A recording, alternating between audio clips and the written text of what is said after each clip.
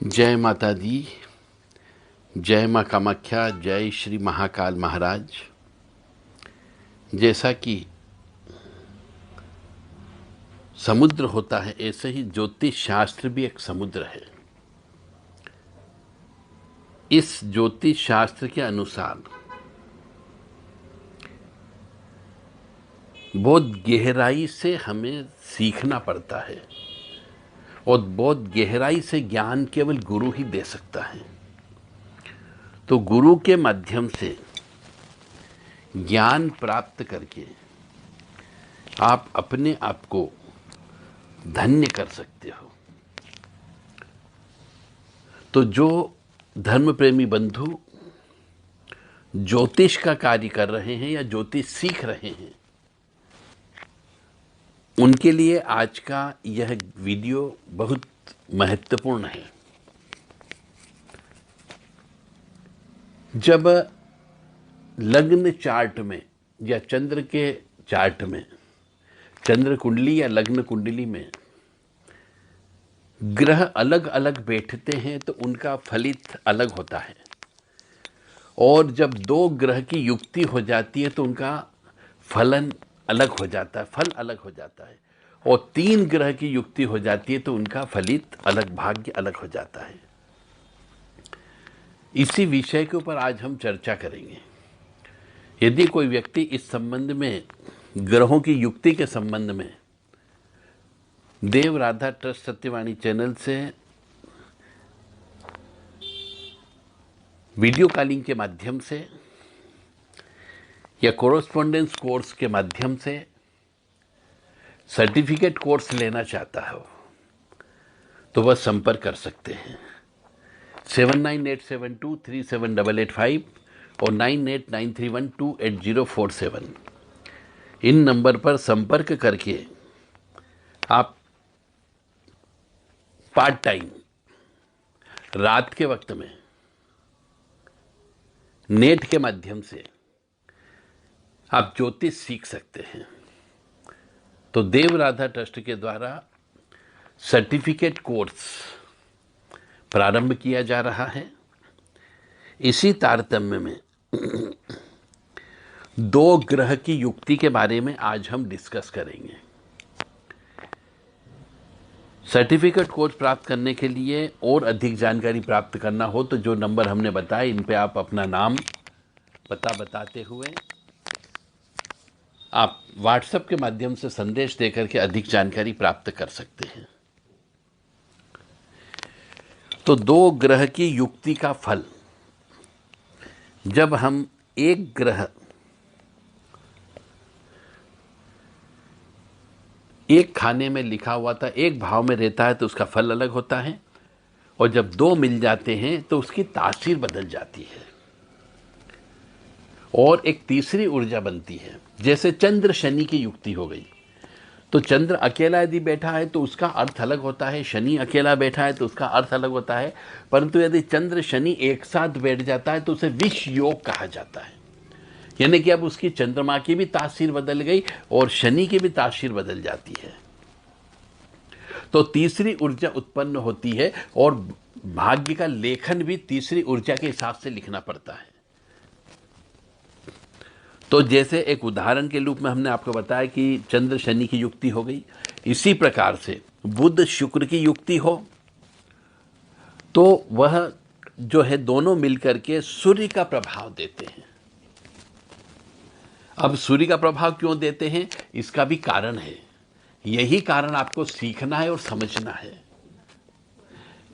सूर्य के देवता कौन है? श्री हरि विष्णु है, और लक्ष्मी नारायण भी विष्णु ही है। सूर्य के देवता विष्णु हो गए और लक्ष्मी नारायण भी विष्णु है।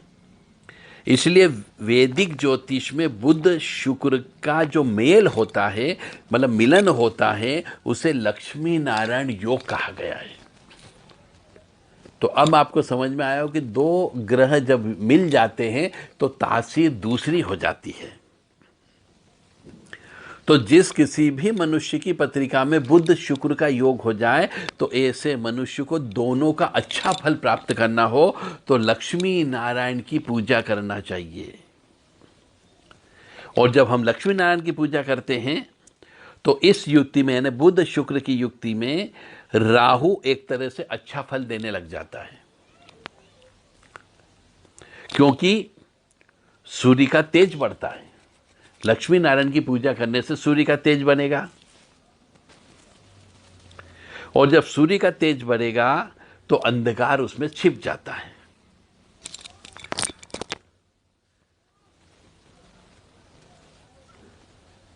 अब आपको समझ में आया होगा कि बुध शुक्र की युक्ति में लक्ष्मी नारायण की पूजा क्यों करना चाहिए।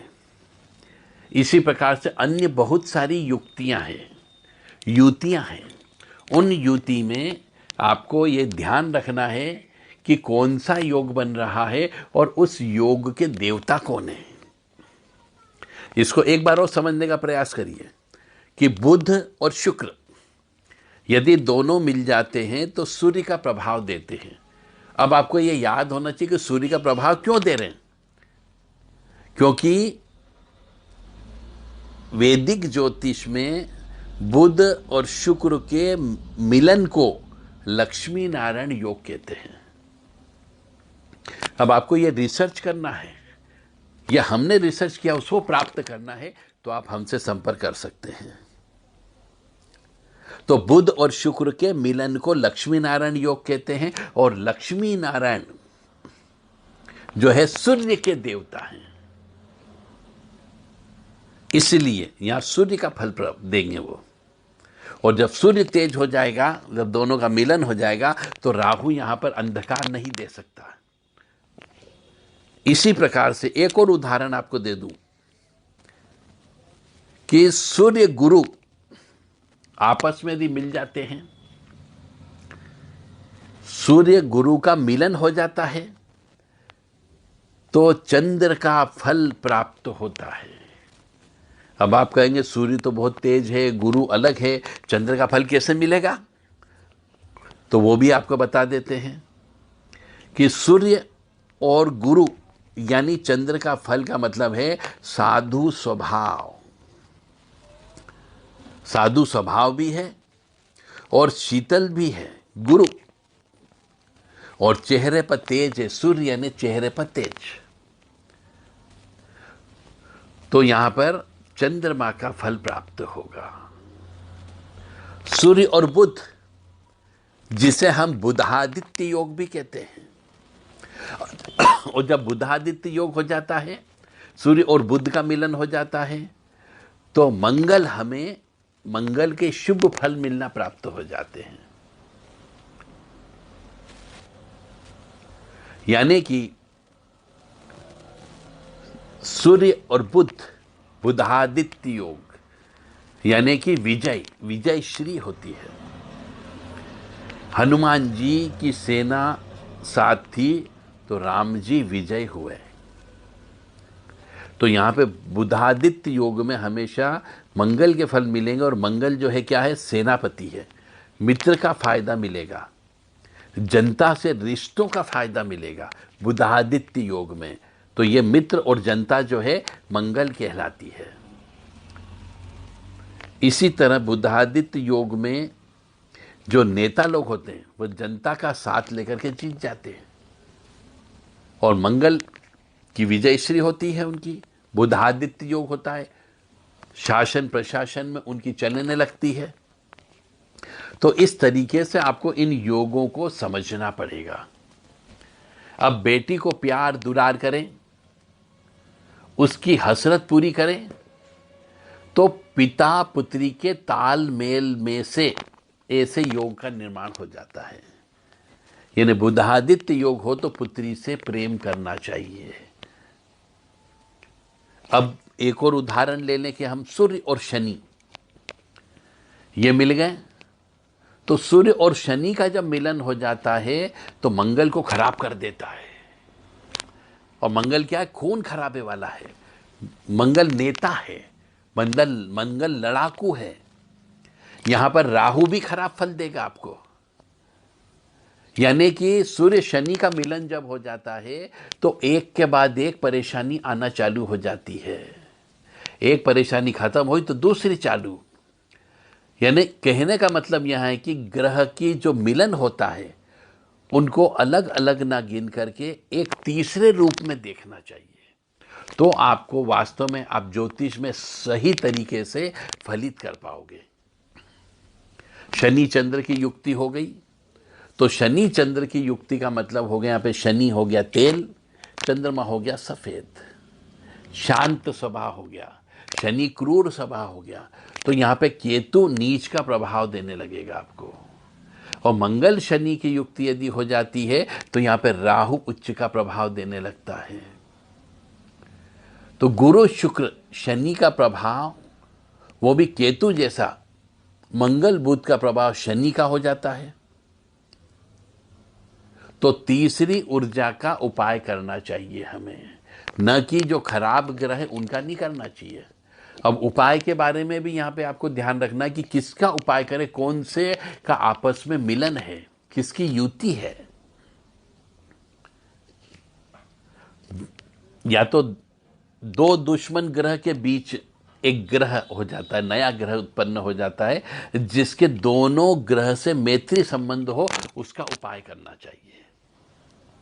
अब आपको इसमें बहुत गहराई से जाना पड़ेगा कि शनि चंद्र का कौन ग्रह मित्र ग्रह है, उसकी पूजा करें, उससे संबंधित कर्म करें, तो ये शनि चंद्र जो आपको विष योग उत्पन्न कर रहा है, विष योग नहीं देगा।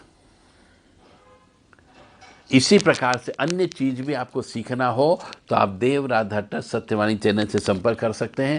इसका जो युति वाला है, मिलन वाला है, इससे संबंधित एक प्रमाण पत्र भी आपको दिया जाएगा, कोरेस्पोंडेंस कोर्स भी है, और नेट के माध्यम से भी, आपको मोबाइल के माध्यम से भी ये ज्योतिष सिखाया जा सकता है और आप प्रमाण पत्र प्राप्त कर सकते हो।